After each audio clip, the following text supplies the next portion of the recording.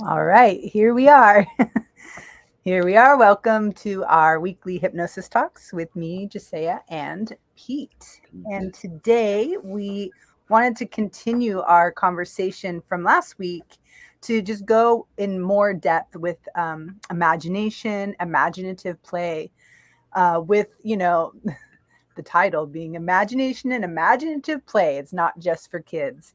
And just to explore really the power of imagination, um, using it, how it's really um, been used throughout time, written, documented, and undocumented around the world, and then how it's really showing up in the science world, being proved as science often needs to do.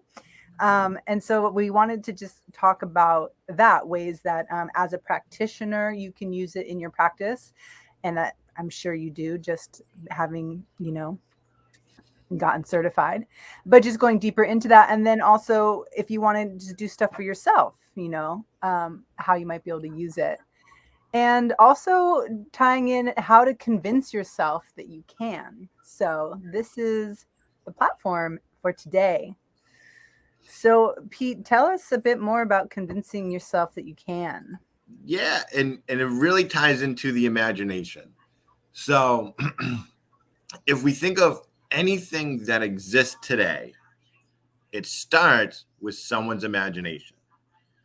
It doesn't matter if it's the first wheel, doesn't matter if it's the newest Tesla. It all started in someone's mind going, I can make this better, or I need this, or I want this, or I have a goal for this, right? Everything starts in our imagination. Um, and it's stuff where it's interesting. So you think of, I say more, famous as far as popularly known. You go into Thomas Edison. He would talk about how he would go into his mind to invent something and then bring it into the reality of life. You know, um, Ben Franklin used to kind of do the same thing where he would hold a spoon and he'd have a cast iron pan. And when he fell asleep, he would drop the spoon, hit the pan, it would wake him up, and he would come up with brilliant ideas. Then you go into, more in our industry. There's Wallace Waddles, there's Napoleon Hill, there's Andrew Carnegie, and all right, so many people throughout history started with just an idea, which is just a thought in our imagination. You know, even the platforms we're on now started in someone's imagination. So it's not just for kids; it's for everyone. So when it comes into our imagination, knowing how powerful it is, how it can create and destroy, it becomes how do we use it, right? And this is where I was thinking, like, convincing yourself that you can, right? You need to convince your mind, your imagination, that you can or have achieved or will achieve or already achieved, right? Everything you've desired. And the problem I think a lot of us run into with that is um, we get stuck in that we need to fake it until we make it, right? Oh, I got to pretend. It's like, well, no. Yeah, when we already imagine that we have whatever our goal is, our desires, our outcomes, right? Whenever we imagine them, really what we're saying is we're firmly convinced in our own mind that I have the ability already inside me, right? And what we do is we're taking that ability already inside us and bringing it to the outside world. So it's not about pretending, it's not about faking it. It's literally about taking this ability that's already lying dormant within inside of us, bringing it to our creative mind, right? Our creative part, and really going, hey, it's time we bring this to the outside world for other people to experience, to see it, right? Now, what typically happens is we doubt our own ability. We go, well, that's a nice dream. That would be nice, wouldn't it? Right? That's what we typically do. right? And when we do that, this is what we're doing. We're using our imagination in the opposite way. And those are also the limitations that you were talking about last week.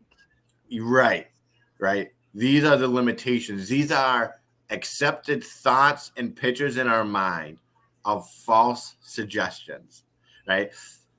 They come from, I would say, an unaware society that is very limited in their beliefs, right? They believe they can't do it. And so there's no way for them to impress upon us that we do have the ability to do it.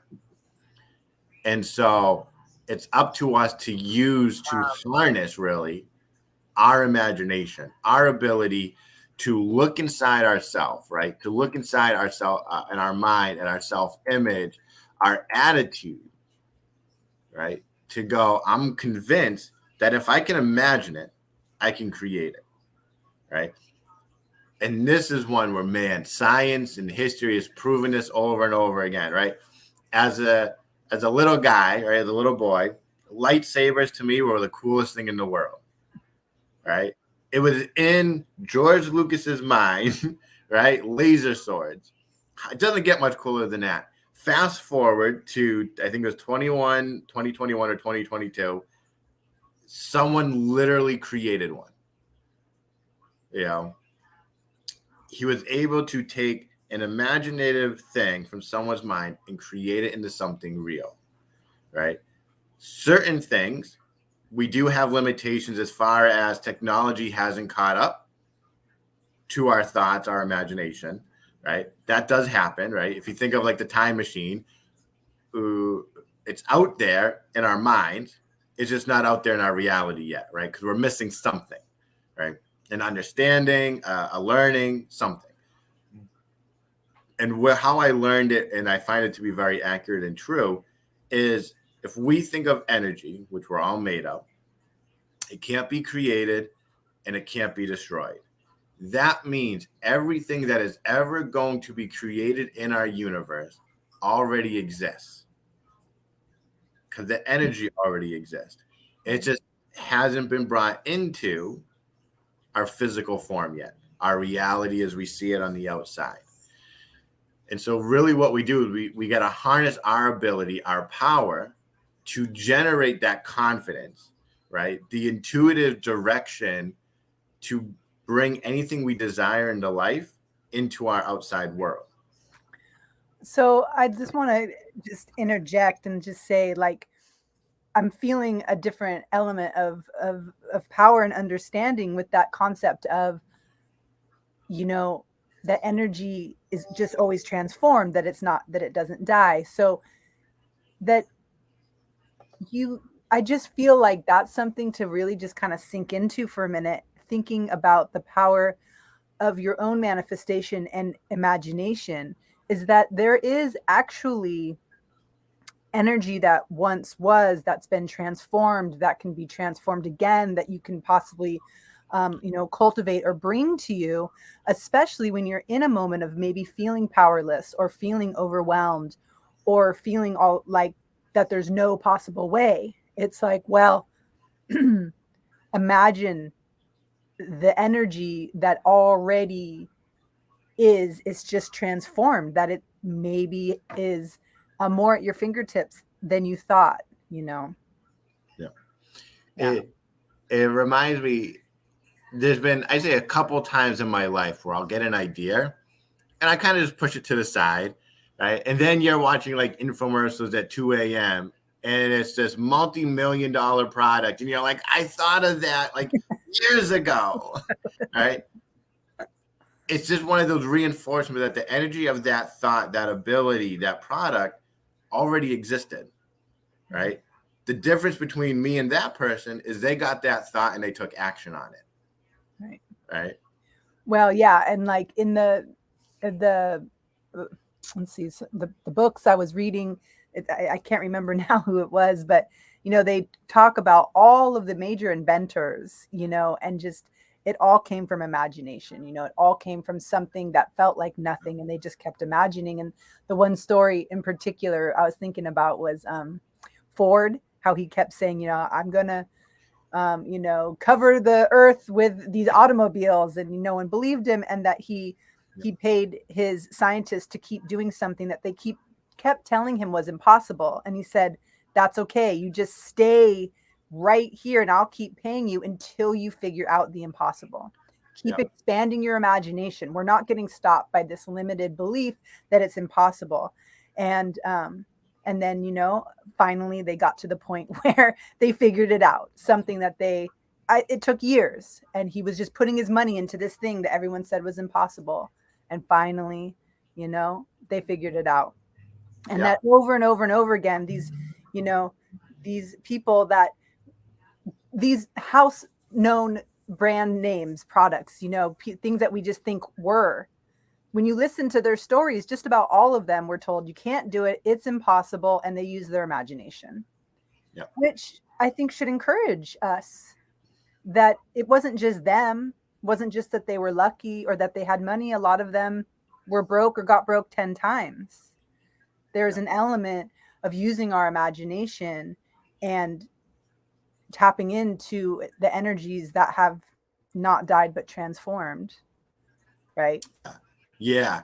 It's one where this is one of like my favorite stories of Tony Robbins. Is he was, I think he was down to his last $7. He saw a little boy, I think he said like 7, 8 years old, taking his mom out to lunch, and right, he gave that little boy his last $7, right? Because in his mind, he knew he was going to get more money, right? And this is where I find a lot of us get stuck with our imagination. We go into it with fear. We go into that going, wow, I'm going to have to lose so much.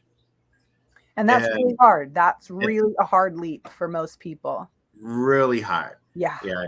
But at the same time, if we can go into it with love and faith, right? Not faith in a godly sense, but a faith that the dots will connect in the future to make the complete picture.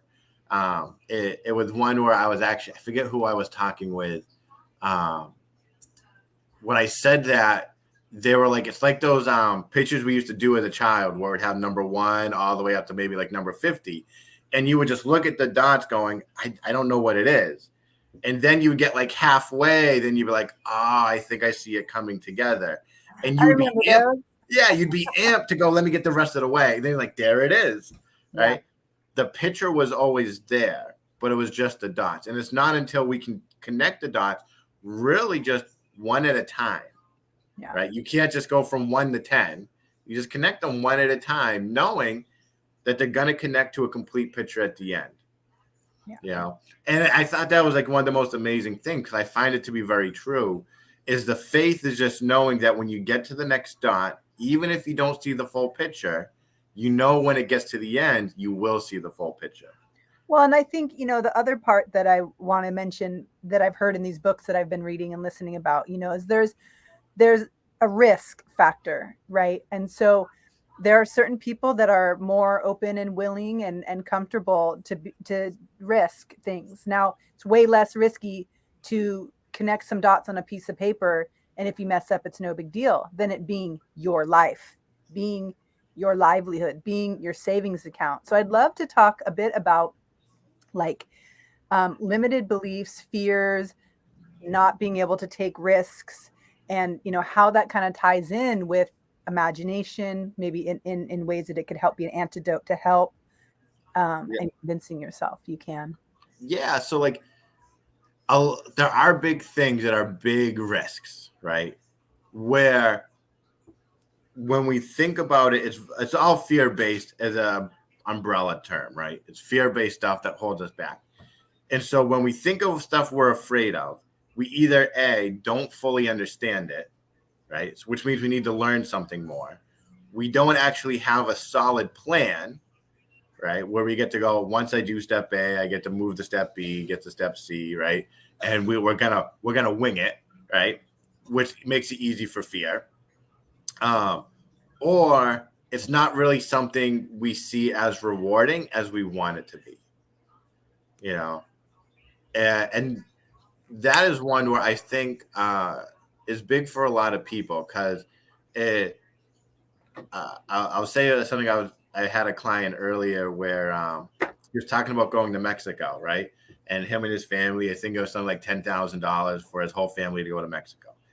And he was like, "It's just not worth it for me to put 10 grand in, right? Just to put money aside for it, right? It's not worth the reward of getting there."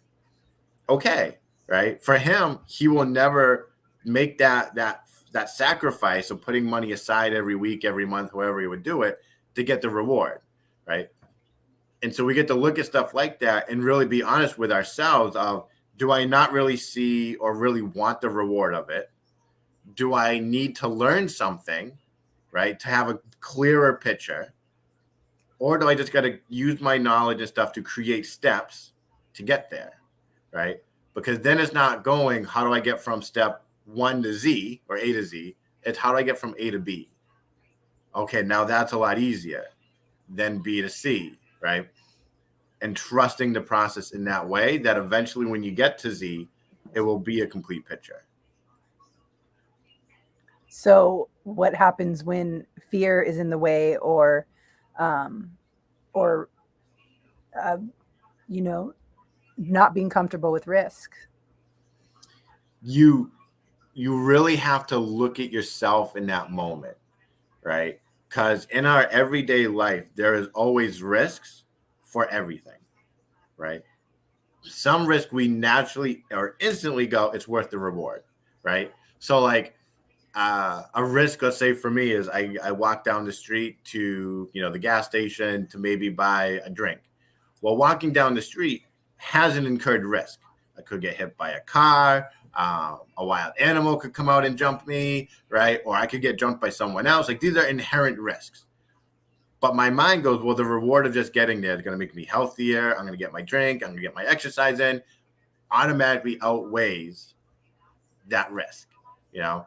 And so when we have things in life that we're going, wow, like this is a huge risk, sometimes it's, well, yeah, life is risky, right? I don't know what tomorrow's going to bring. I don't know what next week's going to bring. That's an inherent risk that I automatically have to take, even if I decide I don't want to. I'm going to wake up tomorrow, right? And next week and next month. And so we get to look at the risk and go, is this risk really worth the reward that I have convinced myself is on the other side? You know, So, what are some ways to, when we're talking about, and we're going to have to just talk more about imaginative play and imagination next week and maybe even the next week. But, like, what are some concrete steps for using your own imagination and imaginative play to get yourself to where you want to be, and that convincing yourself that you can? yep. So the very first thing is having that outcome, right? Wherever it is. And there's no dream too big. There's definitely too small dreams, but there's no dream too big, Well, last right? week you said whatever dream you have, double Double it, and then you might just get halfway, because if you just have that one dream, that has some of your limited beliefs there. it. Yep. So it seems like the very first step is to figure out where you want to be and double that. And double it. Okay. Right. And how do you find that or figure it out? Like, what's that Yeah. So process? so certain things are pretty easy, right? So there's certain things like people who go, I want to make 10 grand a month, right? It's easy to double. 20 grand, right? When it comes to let's say a house, right? I want a house. Um, Maybe that's 5 rooms, 2 bathrooms, whatever. Double it. No, it's going to be a mansion. It's going to have 10 rooms. It's going to have 5 bathrooms. It's going to have a lake and a moat, right? Whatever. Granite countertops, right? You just get to make it more intense, right? And believe it or not, when we dream, it should make us feel uneasy, because who we are is not the person that can acquire that, because otherwise we already would have it. I love that. I feel like we should just sit on that for a second. So, who we are right now is not who we need to be in order to get to that place. And that's Right. why we're doing the work, right? Because then that Right. work is where you are now, doing that imagination to develop who you need to be in order to get that, right? Right. Okay. Right.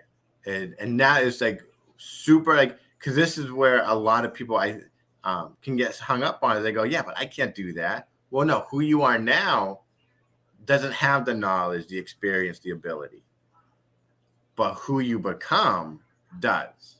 Right. Right. And so it should feel a little uncomfortable, a little uneasy, a little like, oh man, like, am I being selfish for wanting that?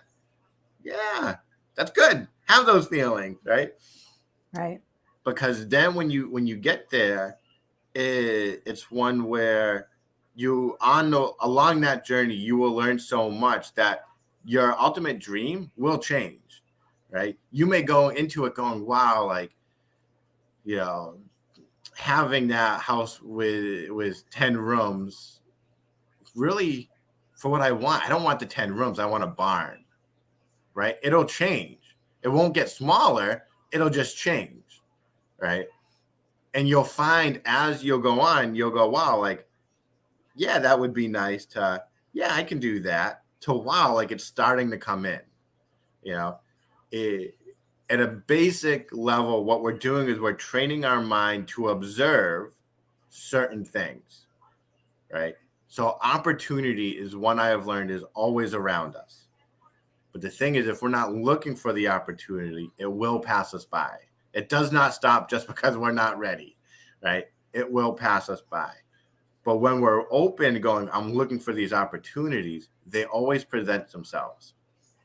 And we're ready to grab onto them in that moment because that's what we're looking for, you Right. know? And so when we start doing that, and the opportunity could be learning a course, it could be continuing education, it could just be like, you know what, I believe in myself more, right? I notice the way I interact with people has changed, and how I talk to myself has changed, or about myself has changed, right? Those could be just the opportunities, right? Where if I look at my own life, like one of the first big opportunities for me was when someone said, "Hey, Pete, you did a great job."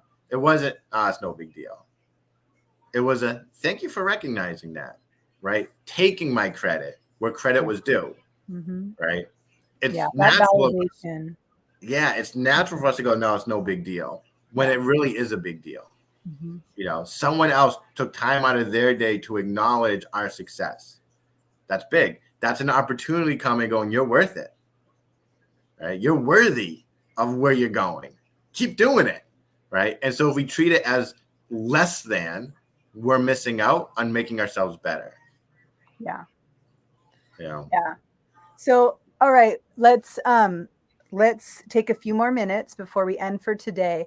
And I'll start because I have something in my mind, but I thought each of yeah, us could give a solid example of something that someone could do daily or weekly. So I'm going to give something daily that was shared to me by someone that's a practitioner that I respect. So what she said is that 6 times a day for 60 seconds, you take time to find one thing that brings you joy. And that can literally be something in your room. If you're just in your room and you're looking around and saying, nothing brings me joy, well, there's something there that you put there or that you've kept and haven't thrown away for some reason. Or it could be outside in a flower or cloud. Just find something. Set your clock and just fully pay attention to it and just feel the beauty, just enjoy it without thinking, without making anything extra. 60 seconds, just focus your complete attention to this thing that brings you joy. And then just let that 60 seconds go. And afterwards, you can notice what came to mind. And if you want to write it down, you might find some insights that way.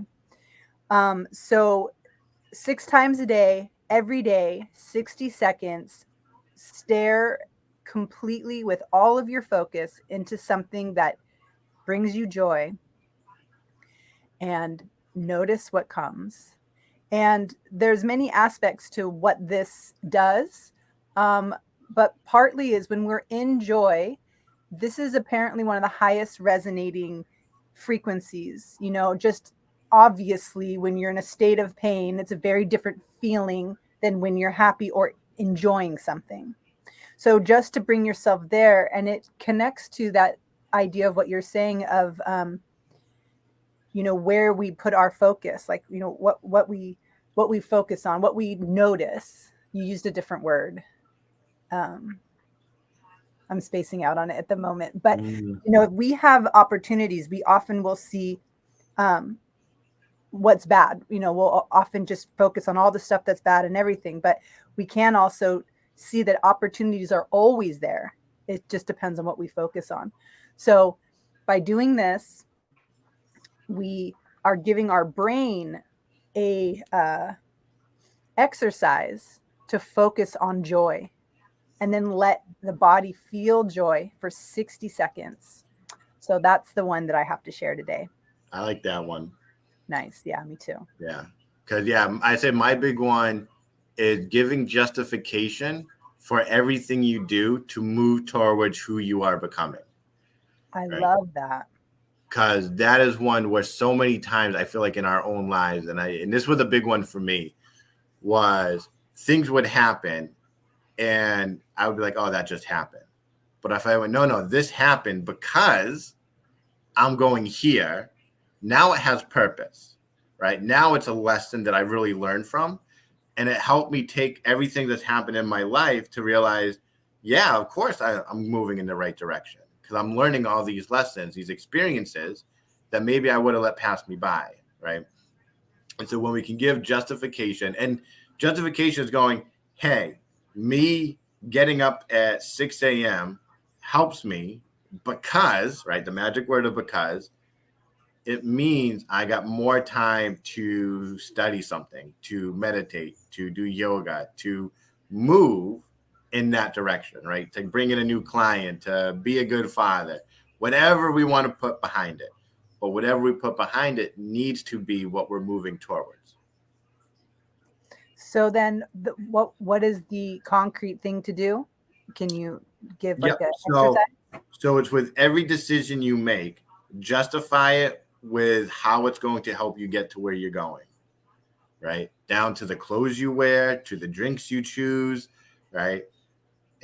Once you start justifying it, you will stop doing things that are keeping you where you were, right? I really hear that. Yeah, when you say that, that's what I hear on the back end. Yeah. So like, let's say like I was getting healthy, right?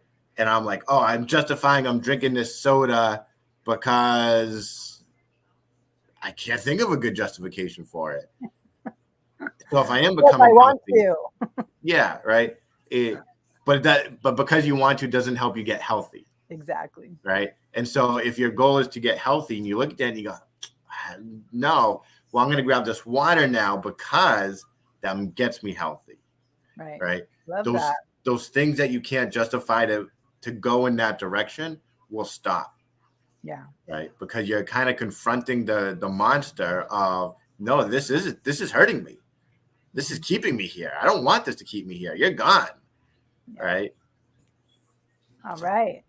Well, so that's great. Those are two great exercises that I definitely will use for myself and use with my clients. And anyone and everyone who's listening today and will be listening later, I hope that you try some of those exercises and see what comes and let us know. You can private message either of us or comment on any of the channels that it's on.